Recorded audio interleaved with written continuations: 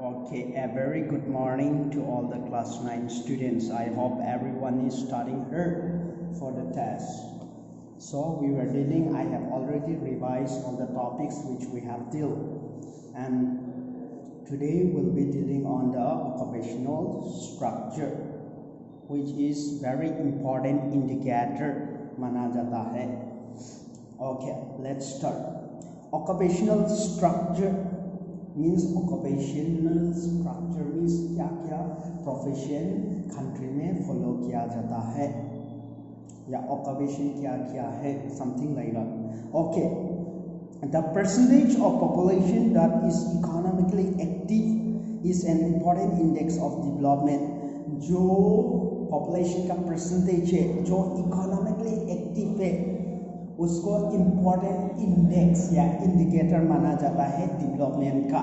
जैसे कि एग्जाम्पल हम लोग देखा है, इंडिया में सबसे ज़्यादा परसेंटेज इंडिया का पॉपुलेशन में से वर्किंग पॉपुलेशन का परसेंटेज ज़्यादा है. 58.7% है वर्किंग पॉपुलेशन का.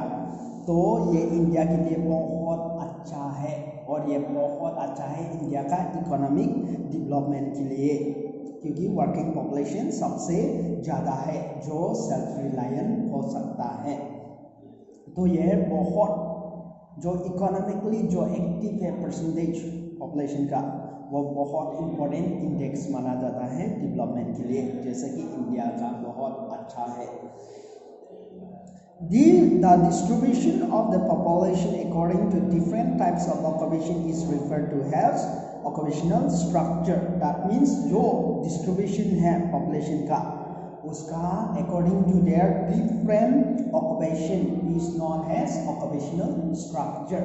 तो in simple way हम लोग occupational structure means जो distribution है population का, उन लोगों का जो occupation according to their different occupation उसको occupational structure बोला जाता है.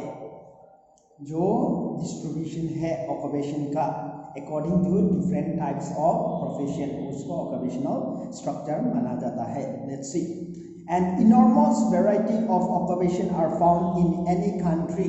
किसी भी देश में आप चले जाओ, you will find varieties, different varieties of profession or occupation. अब अलग अलग तरह का means different varieties मिलेगा आपको, means occupation का जो लोग फॉलो करता है in their daily life में. कोई भी देश में आप चले जाओ. Generally, occupations are generally classified as primary, secondary and tertiary. So सब लोगों का काम एक ऐसा नहीं गिना सकता है. इकोनॉमिक टर्म्स में सब लोगों का जो काम है प्रोफेशन है उसको हम लोग एक करके नहीं गिन सकता है. जैसे काउंटर स्वीपर ऐसा एक करके मींस जीडीपी या जीएनपी करने के लिए हम लोग एक प्रोफेशन ऐसा नहीं गिन सकता है इकोनॉमिक्स में. इसीलिए ये ऑक्यूपेशंस को तीनों भाग में डिवाइड कर दिया है और ये ऑक्यूपेशंस को हम लोग तीनों भाग से जाना जाएगा, मींस अलग अलग प्रोफेशन को. That is primary, secondary and tertiary sector. तो ऑक्यूपेशंस को ये तीनों भाग में डिवाइड किया गया है. इन किसी भी कंट्री में this is applicable to the whole world. Population को ये तीनों भाग में डिवाइड कर दिया है, primary, secondary and tertiary. Then let's see what is primary, what is tertiary. Okay.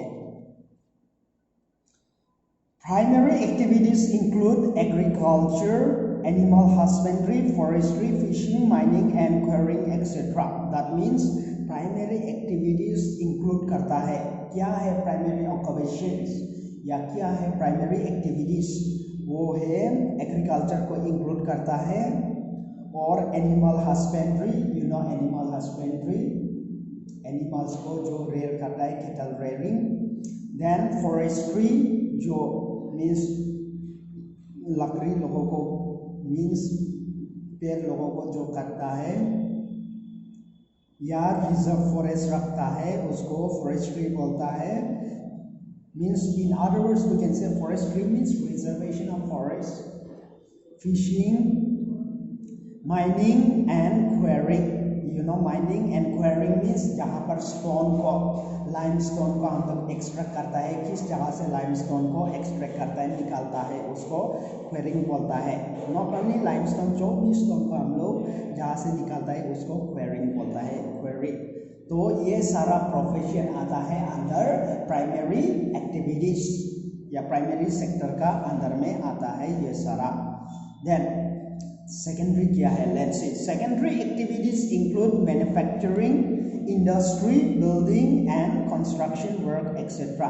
तो सेकेंडरी एक्टिविटीज इंक्लूड करता है ज़्यादातर वो मैन्युफैक्चरिंग इंडस्ट्री, मीन्स इंडस्ट्री जो भी मैन्युफैक्चर करता है वो सेकेंडरी सेक्टर में आता है।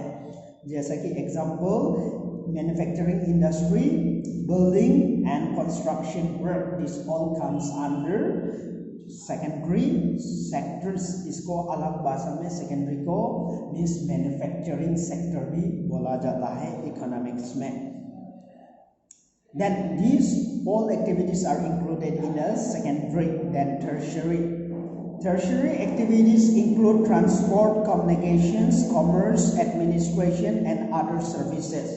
तो tertiary sector क्या क्या include करता है? Tertiary sectors include transport, जो ट्रांसपोर्ट जो इंपोर्ट एक्सपोर्ट जो कैरी करता है बाय शिप और बाय एरोप्लेन और बाय रोडवेज, वो ट्रांसपोर्ट। और कम्युनिकेशंस, जो भी कम्युनिकेशंस हो रहे हैं, टेलीफोनिक, जीमेल और anything social media, this are all comes under this tertiary activities और टर्शियरी सेक्टर। इसको टर्शियरी को अलग भाषा में सर्विस सेक्टर माना जाता है। देन कॉमर्स, जो भी बिजनेस है वो सारा टर्शियरी सेक्टर पर आता है। Administration, the running of the administration of the IAS officer, IPS और IFS, this all comes under tertiary sector and other services and so on. There are many services which are included in the tertiary sector. तो तीनों sectors का हम लोग देख चुका है। Primary activities directly means ज़्यादातर होता है डायरेक्ट एक्टिविटीज होता है प्राइमरी में, और सेकेंडरी में जो मैन्युफैक्चरिंग ज़्यादातर वहाँ मैन्युफैक्चरिंग का काम होता है। जो सेकेंडरी गुड्स भी मीन्स सेकेंडरी सेक्टर या मैन्युफैक्चरिंग सेक्टर से नाम से जाना जाता है। और tertiary activities in different way we can say service sector. So हम लोग देख चुका है तीनों सेक्टर्स क्या क्या इंक्लूड करता है। Then the proportion of people working in the different activities varies in developed and developing countries. तो proportion is the number of people, जो number of people working in different activities varies from developed and developing countries. तो जो number of people जो काम करता है different activities में, जैसे कि प्राइमरी, टर्शियरी और सेकेंडरी सेक्टर में जो काम करता है लोग, वो अलग है। It's means different in developed and developing countries में बहुत अलग है। मीन्स जैसे कि डेवलपिंग कंट्रीज में ज़्यादातर लोग काम करता है मीन्स प्राइमरी सेक्टर में, और ज़्यादातर डेवलप कंट्रीज में लोग काम करता है ज़्यादातर सेकेंडरी और टर्शियरी सेक्टर में। तो इसीलिए जो नंबर ऑफ पीपल जो वर्किंग करता है मीन्स ये तीनों सेक्टर्स में वो अलग देखने को मिलेगा डेवलप और डेवलपिंग कंट्रीज में। Then developed nations have a high proportion of school of people in secondary and tertiary activities. जो मैं जैसे मैंने बोला है, जो डेवलप्ड नेशंस है वो लोग ज़्यादातर आपको वहाँ मिलेगा high number of people working in secondary and tertiary activities. तो हम जैसे बोला है डेवलप्ड कंट्रीज में तो ज़्यादातर लोग काम मीन्स ज़्यादातर पॉपुलेशन मेजॉरिटी लोग काम करता है टर्शियरी और सेकेंडरी सेक्टर्स में, जैसे कि अमेरिका का एग्जांपल, जापान एग्जांपल, जर्मनी, ये कंट्रीज में ज़्यादातर पॉपुलेशन उन लोगों का सेकेंडरी और टर्शियरी सेक्टर में काम करता है क्योंकि वो लोग वेल डेवलप्ड है। Developing countries tend to have a higher proportion of their workforce engaged in primary activities, जैसे मैंने बोला है। जैसे कि developing countries जो है उन लोगों का ज़्यादातर population they are engaged in primary activities. जैसे इंडिया में more than half of our population, more than 50% of our population are working in primary sectors। अभी भी हम लोगों का 50 से ज़्यादा % पॉपुलेशन वो प्राइमरी सेक्टर्स में काम कर रहा है। दैट मीन्स हम लोगों का कंट्री डेवलप नहीं है, ज़्यादातर एग्रीकल्चर पर डिपेंडेंट है हम लोगों का लाइवलीहुड के लिए।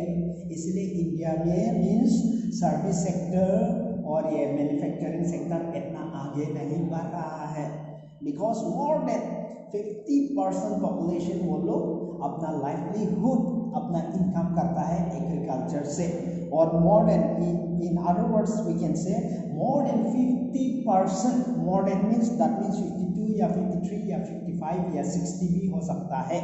ऑलमोस्ट इंडिया में 60% पॉपुलेशन प्राइमरी एक्टिविटीज में काम करता है when we see the ratio. And in other words we can say that more and largest employment India में अभी भी प्राइमरी सेक्टर पर ही निर्भर है। ये लार्जेस्ट एम्प्लॉयमेंट होता है प्राइमरी सेक्टर में when we see in economic term. हम इकोनॉमिक में अच्छी तरह से आप लोगों को समझा देंगे इसलिए और ये अबाउट दिस एम्प्लॉयमेंट टर्म्स का बारे में भी, क्योंकि हम लोगों का पॉपुलेशन ज़्यादातर मीन्स मोर देन 50% से ज़्यादा पॉपुलेशन अपना मीन्स रोजगार ये प्राइमरी सेक्टर ही दे रहा है। देन तो ज़्यादातर जो डेवलपिंग नेशन है उसका पॉपुलेशन ज़्यादातर काम कर रहा है कहाँ, कौन सा सेक्टर पर? प्राइमरी सेक्टर पर। Then okay, in India about 64% of the population is engaged only in agriculture। that means more than 60, more than half से भी ज़्यादा 64% हम लोगों का देश में वो लोग किस पर इंगेज है? एग्रीकल्चर पर इंगेज है। That means 64% of our population, that means out of 100% of our population, India का 100% पॉपुलेशन में से 64% पॉपुलेशन वो कहाँ पर इंगेज है?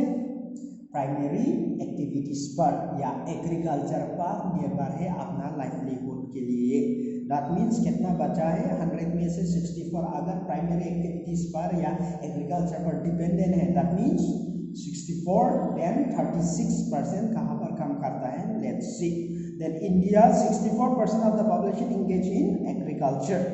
The proportion of population dependent on secondary, tertiary sectors is about 13 and 20% respectively. That means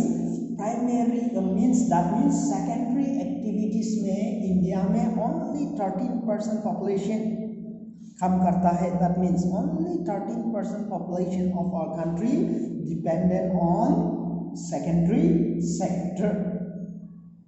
That means only 13% manufacturing industry में जो काम करता है इंडिया का पॉपुलेशन वो है only 13%, very less, and 20% respectively तो सर्विस सेक्टर सेकेंड हाईएस्ट माना जाता है।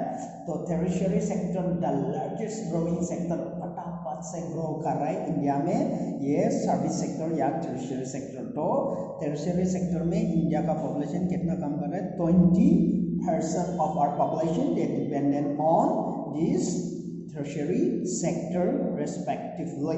Then that means we have already seen 20 plus 13 that means 33। तो 1% कहाँ पर है? ये 1% वो लोग का जो ऑक्यूपेशन है वो स्पेसिफाइड नहीं किया गया है, ये 1%। So that means we have seen India में 64% population they engage in primary activities या एग्रीकल्चर में डिपेंडेंट है। तो 20% सर्विस सेक्टर में काम कर रहा है इंडिया का पॉपुलेशन और 13% इंडस्ट्रियल सेक्टर में। Then 20 plus 13 is 33, then 33 plus 64 then 99, then बाकी 1% वो लोग अनस्पेसिफाइड है। वो लोग मीन्स क्लियर स्पेसिफाइड नहीं किया गया है। दैट मीन्स इंडिया में सर्विस सेक्टर आगे बढ़ रहा है धीरे धीरे, which is a positive sign for our country. Then there has been an occupational shift in favor of secondary and tertiary sector because of growing industrialization and urbanization in recent times. That means India में continuously occupational structure shift हो रहा है, shifting of occupational structure continuously in our country means धीरे धीरे slowly shift हो रहा है। Agriculture sector से सेकेंडरी टर्शियरी सेक्टर पर मूव हो रहा है हम लोगों का ऑक्यूपेशन या वर्किंग पॉपुलेशन धीरे धीरे, क्योंकि इंडिया में रैपिड इंडस्ट्रियलाइजेशन हो रहा है और बहुत ज़्यादा एरिया में टाउन्स डेवलप हो रहा है, इसीलिए धीरे धीरे ऑक्यूपेशन शिफ्ट हो रहा है। I mean to say means agriculture sector से धीरे धीरे सर्विस सेक्टर और सेकेंडरी सेक्टर में मूव कर रहा है हम लोगों का population. Then health, let me few means about health quickly, let us deal health। Health बहुत इंपॉर्टेंट इंडिकेटर माना जाता है पॉपुलेशन का। ये भी मीन्स हेल्थी पॉपुलेशन वो मीन्स जो स्वस्थ है पॉपुलेशन वो अच्छी तरह से काम कर सकेगा और देश का भी विकास होगा। अगर हेल्थी पॉपुलेशन नहीं होने से लोग कैसे काम करेगा और हम लोगों का इकोनॉमिक डेवलपमेंट कैसा होगा, इसलिए हेल्थ को बहुत इंपॉर्टेंट फैक्टर माना जाता है in the development of any country और any region. Then health is an important component of population composition. तो हेल्थ एक इम्पॉर्टेंट फीचर्स या मीन्स डिटरमिनेंट माना जाता है पॉपुलेशन स्ट्रक्चर का या कंपोजिशन का, which affects the process of development। और ये प्रोसेस ऑफ डेवलपमेंट को बहुत अफेक्ट करता है हेल्थ। जैसे मैंने एग्जांपल बताया, अच्छा हेल्थ जो स्वस्थ रहेगा, अच्छा हेल्थ है वो लोग अच्छी तरह से मीन्स अपना काम कर सकेगा, जो वो लोग अच्छी तरह से काम करेगा देश का विकास होगा। जो भी फील्ड में वो लोग काम करेगा मीन्स वन वे और द अदर वे देश का विकास ही होगा। लेकिन अगर अच्छा हेल्थ नहीं है तो देश का विकास नहीं हो पाएगा। देन दैट्स व्हाई हेल्थ बहुत इंपॉर्टेंट कंपोनेंट या फीचर्स माना जाता है पॉपुलेशन कंपोजिशन का। ये अफेक्ट करता है डेवलपमेंट प्रोसेस को। Sustain efforts to government programs have registered significant improvements in the health condition of the Indian population। means continue effort means इसके वजह से government programs means continue government program means issue करने की वजह से India में बहुत means हेल्थ में बहुत सुधार आया है हम लोगों का देश में, और हम लोगों का पॉपुलेशन में बहुत सुधार आया है बिकॉज गवर्नमेंट प्रोग्राम्स बहुत गवर्नमेंट ने अच्छा हेल्थ प्रोग्राम्स रन किया है इंडिया में because of their sustained effort continuously means without giving up continuously programmes run करने की वजह से इंडिया में बहुत इम्प्रूवमेंट आया है हेल्थ कंडीशन में, और हम लोगों का पॉपुलेशन का हेल्थ कंडीशन में बहुत इम्प्रूवमेंट आया है। Death rates have declined from 25% per thousand population in 1951 to 7.2% thousand in 2011। तो डेथ रेट हम लोगों का 1951 में इंडिया का डेथ रेट कितना था, कितना परसेंट था, 25% था डेथ रेट। दैट मीन्स बहुत हाई था इंडिया में बिकॉज ऑफ अच्छा ट्रीटमेंट नहीं मिल पाता था या स्मॉल सिकनेस की वजह से दवा नहीं होने की वजह से लोग ज़्यादा मर जाता था। इन द ईयर 1951 में 25% था डेथ रेट इंडिया का पर 1000 पॉपुलेशन। तो लेकिन 2011 में हम लोगों का डेथ रेट बहुत घट गया है, 25 था 1951 में और अभी कितना आ गया है 7.2% में आ गया है, डेथ रेट गिर गया है इंडिया में। दैट मीन्स इंडिया में लोगों का मरने का संख्या बहुत कम हो रहा है। It's because of the good health facility that is provided by the government of our country और बाय द हॉस्पिटल्स। तो अच्छा हेल्थ कंडीशन होने की वजह से डेथ रेट बहुत गिर गया है इंडिया में, वी कैन से दैट। तो 2011 में डेथ रेट ओनली 7.2, तो 25% से इतना बहुत कम हो गया है death rate because of improvement of health conditions. And life expectancy at birth has increased from 36.7% in 1951 to 67.9% in 2012. So life expectancy, I hope everyone know what is life expectancy. Life expectancy means जीने का जो संख्या है हम लोगों का, ज़्यादातर majority Indians लोग, let me tell you, means हम लोग ज़्यादातर बिलीव करता है कि हम लोग कितने साल जिएगा वो मीन्स भगवान पर निर्भर है, लेकिन इसको मीन्स हेल्थ सेक्टर से हम लोग देखा जाए तो ज़्यादातर हम लोग इसको मीन्स मेजर करता है कि मेजोरिटी इंडियंस का पॉपुलेशन कितना उम्र तक जीता है, उसको लाइफ एक्सपेक्टेंसी होता है। तो हम लोगों का लाइफ एक्सपेक्टेंसी 36.7 था। ज़्यादातर मेजोरिटी इंडियंस लोग 1951 में इतना साल तक जीता था, 36.7 ईयर्स तक। तो इसके बाद ज़्यादातर मेजोरिटी इंडियंस लोग मर जाता था, इतना साल ही ज़्यादातर जीता था। लेकिन हेल्थ कंडीशन इम्प्रूव होने की वजह से 2011 में कितना साल तक जीता है, अभी तो 67.9 years, almost 70 years अभी तो मेजोरिटी इंडियंस लोग जीता है, दैट मीन्स ऑलमोस्ट 70।